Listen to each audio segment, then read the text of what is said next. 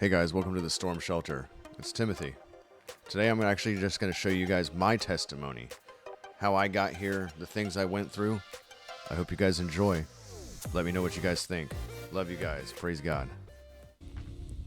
Yeah, so my testimony today, guys.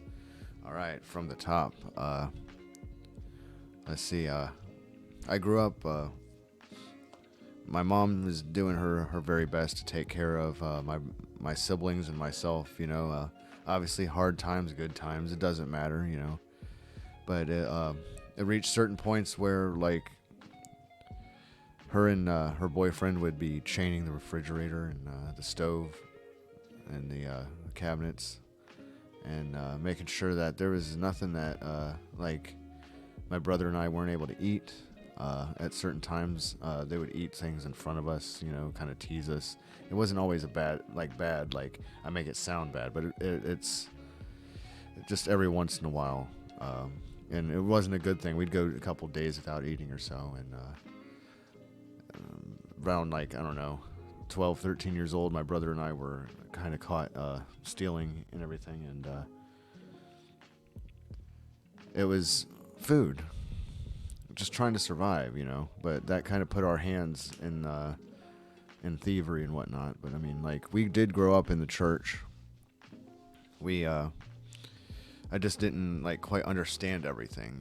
They were giving us all these rules and told us all these stories, but I didn't know anything. I didn't know anything about it, and they never told us why. And that's what got me the most. Is like they never told us why, and so like I knew a lot of the stuff, but I didn't continue to follow it, and I was seduced by the world, so to speak. And like, so about the age of 12, I was almost bringing myself up on my own for the most part. Like my mom and her boyfriend never really had a lot of time for me or my siblings, and my brother had ended up living with our father, and my sister was living with her father, and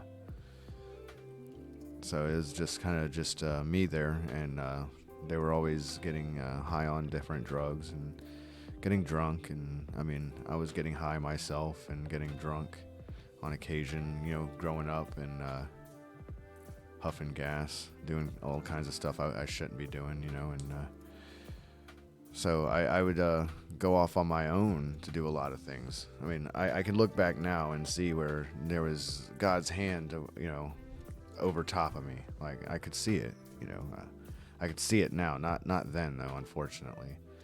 Like there was a time where I was jumping on a trampoline in my front yard, and we lived a quarter of a mile back in the woods, surrounded by like 12 and a half acres of woods, and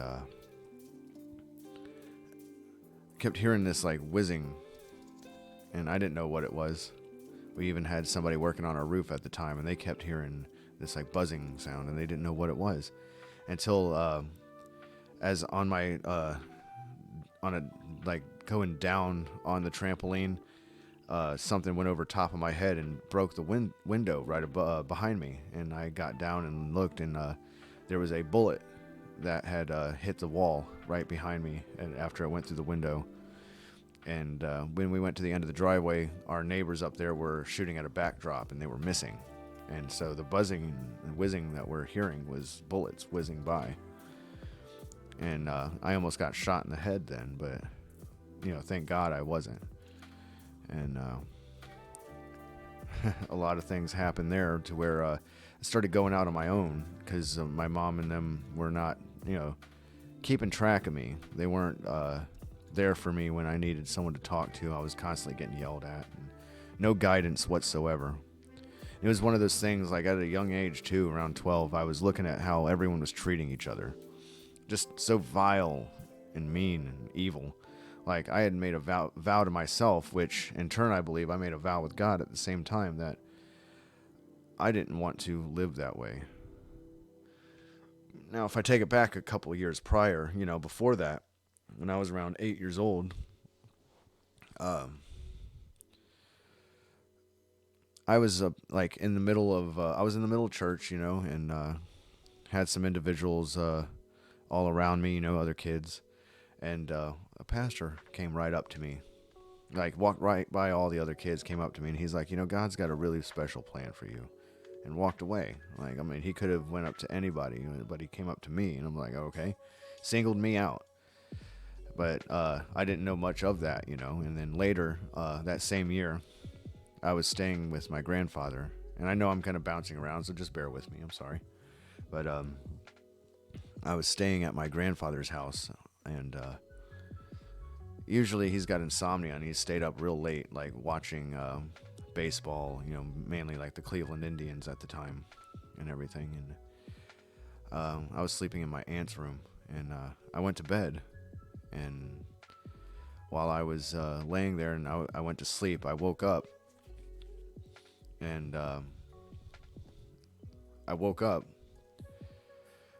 and all the light that usually would be there, the moon in the window, the light underneath the door, everything, there was no light. Like, the only light I seen was coming from the alarm clock that was right next to me, which were those red numbers and everything. And it said it was 3 a.m. I was like, okay. I'm looking around, and the room is pitch black. I mean, pitch black. I couldn't even see my hand in front of my face. But right off in the corner, I seen this, it was a demon. Like, and at the time, I was unsure of what that was. I was unsure of any of, like, what was happening there. But I can look back now and recognize that it was a demon. And when I say that it was blacker than black, like, I mean, there was black, and then it was void of light, period. Like, it was absorbing the light around it. And that was wild. And I could tell you, it wasn't a very big demon or anything, maybe 3 feet tall or so. But its knuckles dragged on the ground. And it was just walking straight towards me. It started, when it got to probably, I don't know, 5 feet or so away from me, it started reaching out for me. Like, it just peeled right off the wall. It had red eyes that were glowing, just like the alarm clock. And it was just reaching out for me, like it was trying to grab a hold of me. And just out of the corner, there came this bright light. Like, it was so bright I couldn't even look at it. And I had to turn my head away and close my eyes. And then when I opened my eyes again, I could see the moon coming through the window. I could hear my grandfather cussing at the Cleveland Indians, and I could see the light in the hallway coming from underneath the door, and I could make out things in the room again. And it's like, I was confused. I didn't know what that was. I didn't sleep the rest of that night. I went out there and spent it with my grandfather.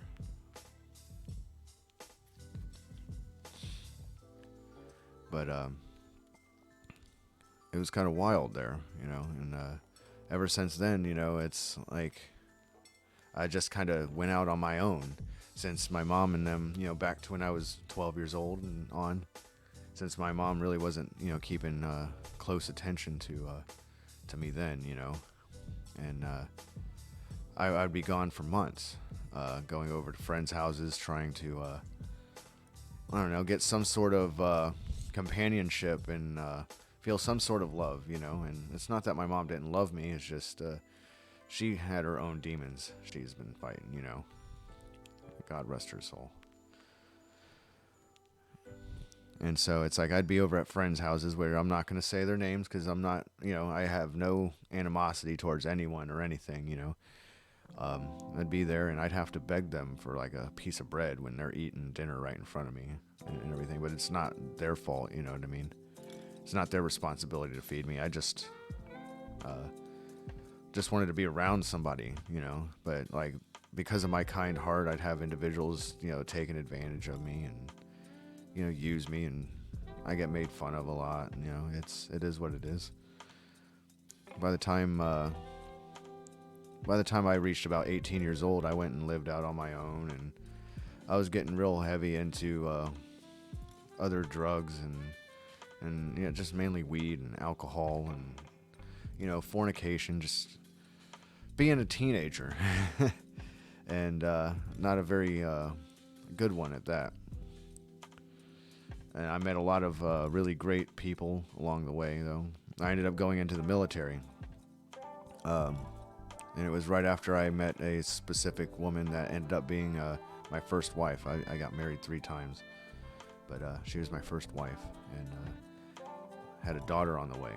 And I wanted to try to do things right. I wanted to try to do things right, and so I joined the Army, and ended up going into field artillery. Went through all my training, got stationed out at Fort Stewart, Georgia, and the 3rd Infantry Division. We were doing great there. Everything was going good. I deployed once for a few months and everything. Got back just in time to see my daughter born. My son was born a year and a half later. Everything was going fine. My relationship, though, with my wife was kind of getting rockier and rockier as time goes on. Just me coming home from working, working, which is like 5 in the morning to 5 p.m. And she'd be at the neighbor's drunk, and the kids are in dirty diapers, not really being taken care of or anything. And trying to, go to college at the same time. I'm trying to better myself, trying to take care of my kids, trying to take care of her, having to clean the house, everything, and constantly her just berating me, telling me how bad of a husband I was, how bad of a father I was. And even to this day, it's like I haven't been able to see my kids and spend time with my kids since they were 3 years old. But anyways, like I was really trying, and then I deployed again to Iraq, and I was out there, and everything was like, it's a deployment. Everything was all right. I was get to experience a lot of things, got to experience like what I felt was true fear in my eyes, true fear of the unknown, everything, constantly hearing gunshots, explosions all the time. I'm not going to say that I was in combat, because I wasn't, but I got to hear a lot of it all the time. As I got, like, the first day in Iraq, the mortar siren was going off. We could hear the mortars being shot. We had to go and hide in these like makeshift bunkers that were there, and it was an interesting time. Was I scared? Yeah. But I was just kind of going with it. This is what I trained for, And as time went on there, I ended up getting notified from a close friend of mine back home in the States that the woman I had married was sleeping with multiple men at the same time, and had proof of it and everything. And it destroyed me. And this was a time I went, like, it crushed me, and I went to go and take my own life. I had a rifle, and it was I loaded up my magazine and put it on 3-round burst, and I stuck it in my mouth, and I went to pull the trigger. And a buddy of mine came busting into my room, punched me across the face, and took it from me. He disabled the weapon, got the bullet out of the chamber, everything, and it wasn't pretty, but he got me calmed down. He got me walking around the fob out there for several hours, just talking to him about what's going on and everything like that. And afterwards, got me into World of Warcraft for a little bit. And at the time, I kind of, was happy about World of Warcraft. It took my mind off everything, and at the time, I really was looking at it like it saved my life. But I'm like, no, I could look back now. Like, hindsight's always 20/20, and I can look back now and know that was the hand of God. God was really looking out for me there, like He was when I was homeless, and made sure that I was getting some sort of food and shelter in some way, shape, or form. He looked out for me. He really did. And so after I got back from the military, or from Iraq, anyways, when I got back from Iraq, I spent like the next 3 months drinking myself to oblivion every night, and it was just destroying me. And like, I didn't know what was happening then. I can look back now and know that that was I was right in the middle of PTSD, and like just full swimming in it, and I didn't know what to do about it. And fast forward some, I end up getting med boarded out of the army and not able to, move my legs all the way correctly, like no cartilage left in my knee, and my back and neck and hands are constantly killing me, everything. I've tried to work other jobs, and just my PTSD would mess with me. And, everything would be just triggering, and I'd have to get out of there. And, oh, excuse me. Let's see. From there, it just, I had already been married to my second wife at the time there, and that marriage was kind of out of loneliness in a way. Like, I just didn't want to be alone. And at first she treated me well, but it quickly turned into something else, to where it's like I just wasn't doing enough for her ever, but she wasn't willing to, do anything for herself. She wasn't willing to work or anything. It was a mess. And I had a lot of people in my life, and I was kind of listening to all of them at the same time and not really making my own choices, and that's not the right thing to do. So I really wasn't making my own choices there or anything, and I knew that wasn't right. And we ended up splitting. From there, it's like I traveled a lot after that. Like I met a certain woman that like I went down to Florida first, and I started going to college. And I was going to college for working on engines and stuff like that. And I had a few friends of mine that were helping me along the way. They were they had got me through a rough patch where I got on heroin for a little while and got away from it. And after I got away from it, I was homeless again and had nowhere to go. And since I didn't have anywhere to go, like, it was winter time in Ohio, and I was freezing, hungry. And my friend and her husband drove all the way up from South Carolina and picked me up. And it was a blessing. That was another, God's hand at work there, working through them. And I stayed with them for a while. We went from there to like Indiana for a while, and they helped me get a vehicle. And not them personally, they helped me get a job, which helped me get a vehicle, and got me away from all those like really hard drugs there at that time. And I ended up going down to Florida, where I went to college, and that's when I started learning all about like engines and everything like that. And like this whole time growing up, I had been trying different things, trying to get myself in a better headspace. I tried the New Age witchcraft. I really did. I always thought that it was going to be helpful, but it wasn't helping me whatsoever. Like it got to the point where I was starting to give up on any sort of like looking at anything like God, because like how hard everything had been, and like I've been trying to keep a nice, kind heart the entire time. But things were just getting difficult. Like, felt like my family wasn't there when I needed them. And I mean, I'm sure they were, but I never got to the point where I could ask them. There's a few of them that I tried to talk to, and they just didn't seem receptive to what I had to say, or they just weren't in the position to be able to help me, And so I'm like, well, I can't hold that against them. And I was in Florida, and ended up getting a nice, one of my first nice cars I've had my whole life. It was a 350Z, a Nissan 350Z. I loved that car. And I was staying out of a pop-up camper for a little while. The VA down there was not too happy about that. They instead helped me get into my own house. Not own it, of course, it was a rental, but it was a nice little one-bedroom house. And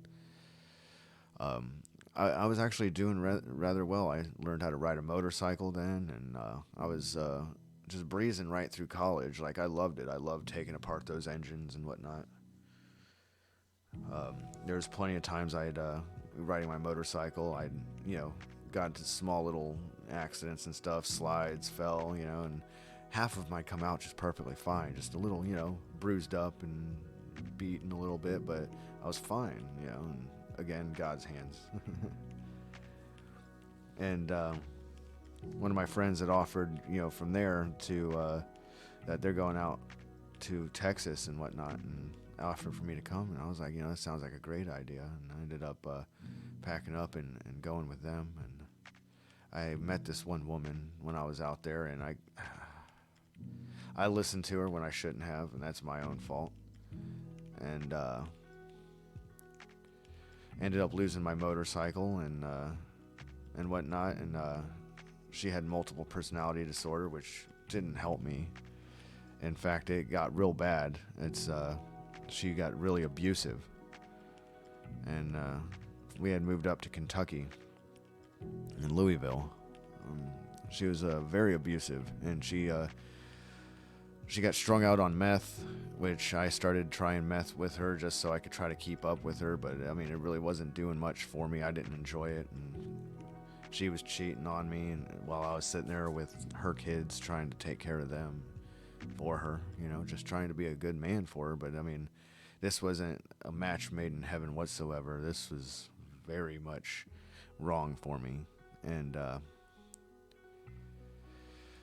after some bad situations with her and bad nights, I finally caught a little break where I was able to get away, and I just packed my car up with my stuff and went back up to Ohio, where I got to spend some more time with my mom, and she seemed to be doing a little bit better. And since she was doing better, I was happy about that. But I was there when we found her boyfriend dead upstairs in his room. He had been huffing Duster.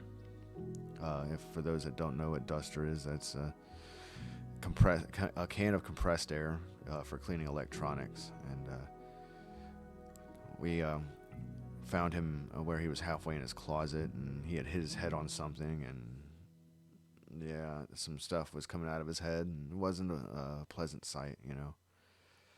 That destroyed her. I ended up going back to Florida so I can continue college.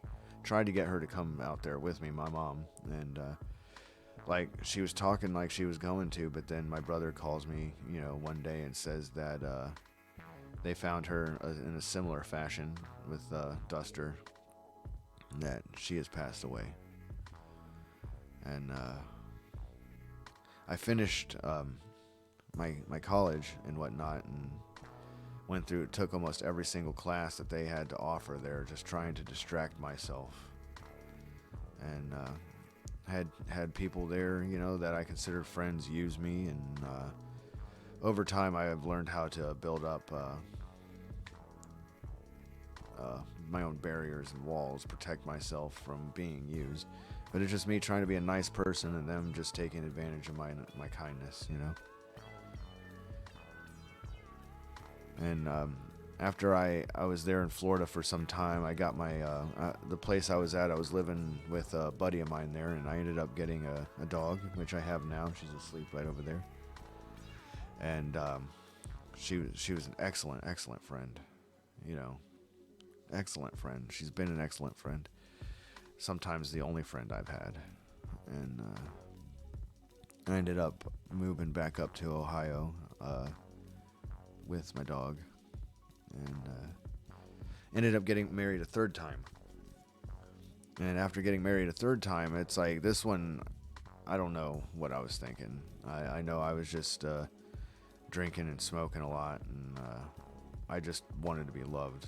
I just wanted someone around, and started going to festivals where I was taking acid and other stuff that I won't mention. And met a lot of really great people there, just everyone on their own little journeys and whatnot, all of us just lost in our own sense, if that makes sense. And like my credit had been destroyed from my ex-wives. My current wife that I had was just ignoring me and treating me like absolute crap. Everything I did was never good enough. Just trying to just drain my bank accounts constantly, and then like her ex came back in the picture, and yeah, just more and more drama to where like she moved out, and I had friends move in to try to help me with paying bills and whatnot, which that didn't really work out too well. Again, more people just trying to take advantage of the situation. The whole time I'm trying to be like a video game streamer, you know, just trying, you know, and it's not really going anywhere. I got affiliated on Twitch. Man, I got affiliated on Twitch, and I was doing all right, you know, but I was just smoking weed constantly. I didn't really drink too much. Hey guys, thanks for watching. Make sure you hit that thumbs up and the subscribe button so you can stick around for more content about God. I love you guys.